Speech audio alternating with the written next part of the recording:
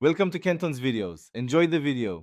You start by preparing your Microsoft credentials and launching Minecraft on PS5. Sign into PlayStation Network first because the game uses your PSN profile to store progress. Once the title screen appears, choose Sign in with Microsoft. This initiates the in-game browser flow. Make sure you have a second device or easy access to your email for authentication. You do this now to create the bridge between PSN and your Microsoft profile, so crossplay and realms work. Once you choose Sign In, the game gives an alphanumeric code and directs you to account. Microsoft.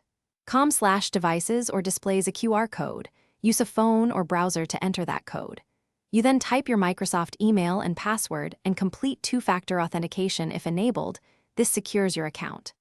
After signing in, confirm the Xbox profile details and grant required permissions so Minecraft can access your achievements and friends list. Make sure privacy settings allow multiplayer and communication. You finish by returning to the PS5 and waiting for the in-game confirmation that your Microsoft account is linked.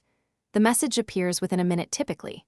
Then test by joining a Bedrock realm or inviting a friend from another platform to verify crossplay and ownership of marketplace content.